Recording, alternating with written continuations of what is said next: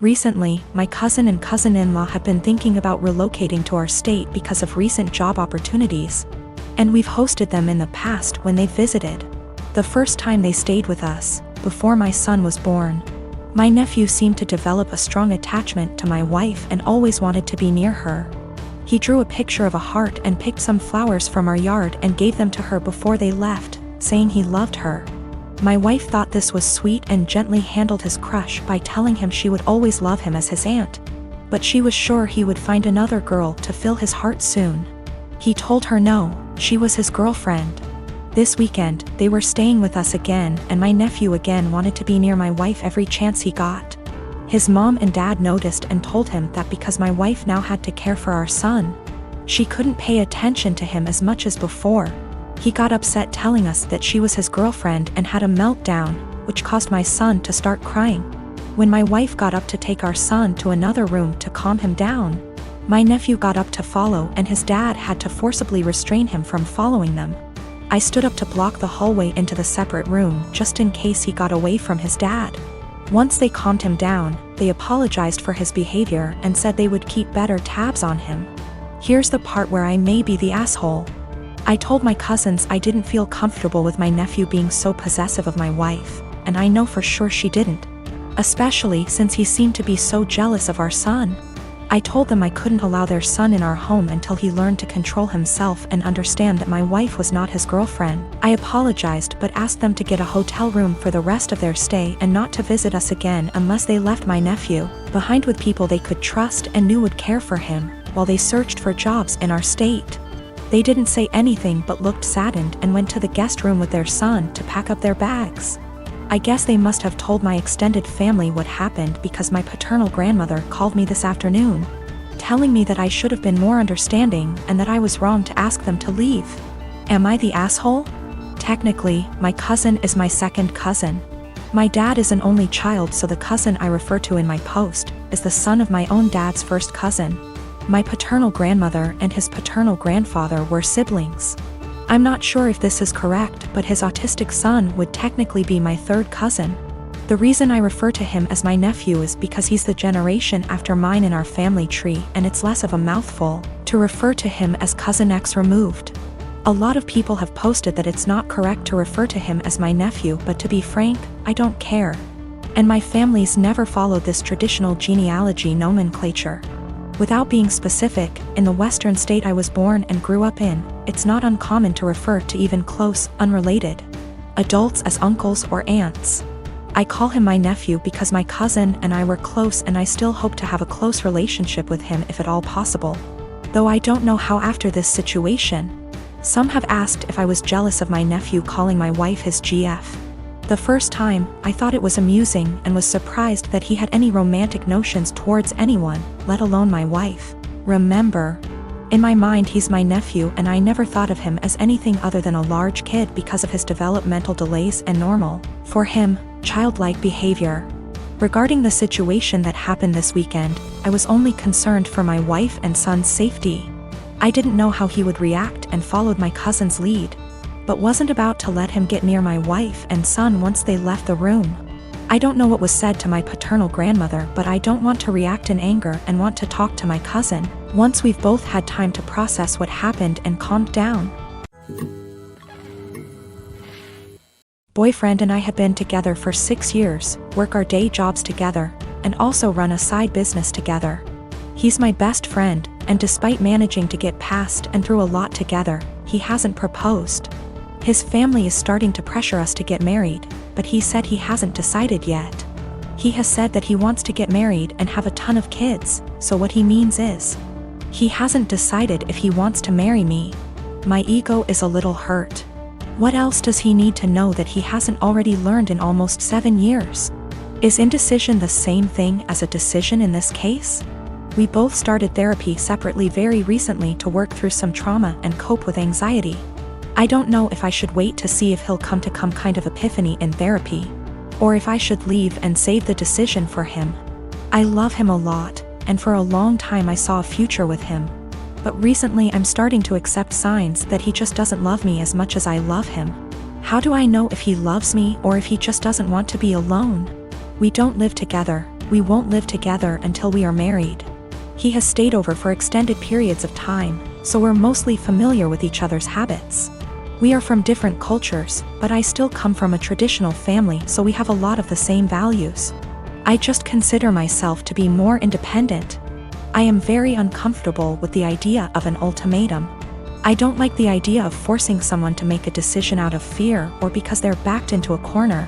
My communication skills are something that I'm pretty proud of, to be honest, but it's something that he struggles with. And that's one thing he wants to work on in therapy. I'm working on not projecting my fears of insecurity onto our relationship, even when he isn't communicating properly. He picked me up and I told him that after the conversation with his family, I've been feeling really insecure in our relationship. And if he's unsure if he wants to marry me, I need to know what he's unsure about. I said if we want to have kids, I really can't wait forever. He says that he is sure he wants to marry me, and he might have had a plan to propose. But when I came over, his family completely blindsided him, and now it's awkward, like they've spoiled it.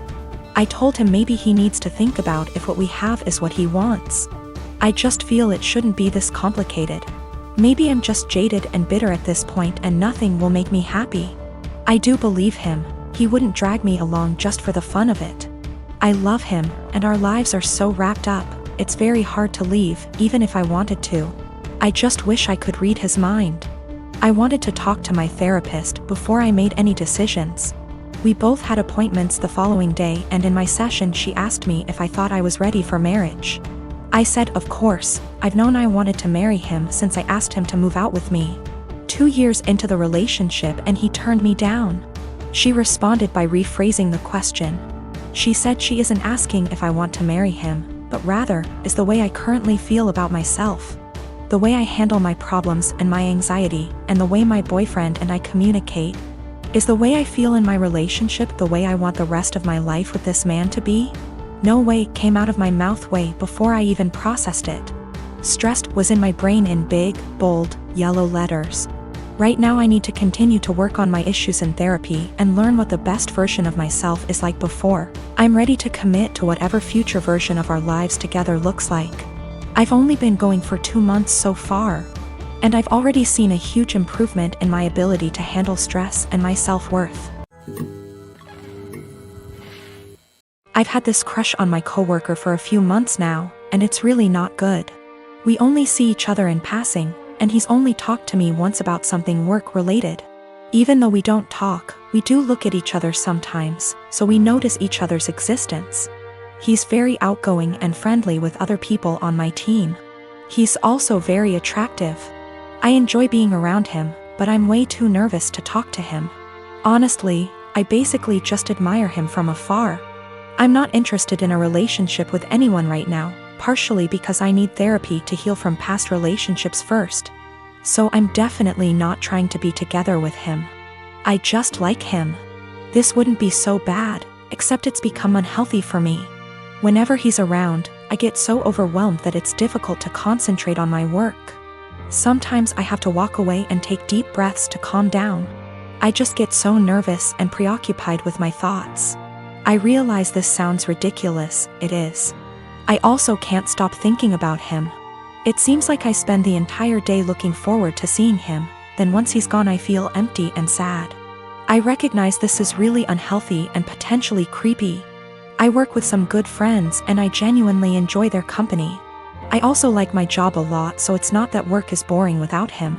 I'm actually a very talkative and happy person with everyone else. I really want to get over these feelings because they're useless and only hurting me. To be honest, this isn't the first coworker I've felt this way about. At my last job, I also had a crush on my manager and it was on the same unhealthy level. So I feel like becoming fixated on people is a reoccurring problem, and I really would like to know how I can change this pattern. I live in an apartment on the ground floor of a house that was converted to apartments. My neighbors, one street over but the back of their house faces the back of the house I live in, can see my whole backyard and vice versa. My apartment has a whole wall of windows that are on the back of the house. It's gorgeous and is a big reason I picked the place. I love keeping plants and it let in a lot of light. Looking out, there is the neighbor's backyard which is large and comes up close to my place. The property line is maybe 10 or 15 feet from my windows. Once it has gotten to be warm out, I've noticed the husband of the family who owns that house looking into my apartment a lot. Even sometimes I'll look up and see him, look away, then look back minutes later and he's still looking. So I started shutting the shades during the day, but that was kind of annoying.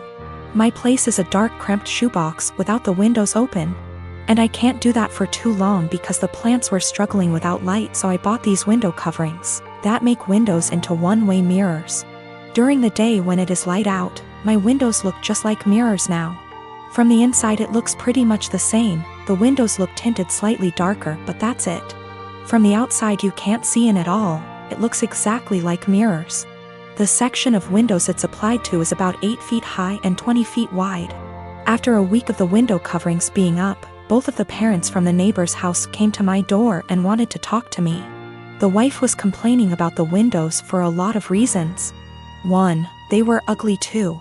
It was uncomfortable, especially for the teens and their friends, to have a huge mirror adjacent to the swimming pool. It's at a time that they feel insecure about looks and they have lost interest in hanging out by the pool. 3. In the afternoon and evening, it was reflecting a lot of extra sunlight into their backyard. They couldn't enjoy eating dinner on the back porch with the sun in their eyes. I said sorry about the inconvenience, but I wanted it for privacy. They both pushed back on that some, and I said that I needed privacy because of the husband starting. He started denying it in front of his wife, and so I took out my phone where I'd taken pictures and sent it to my group of friends.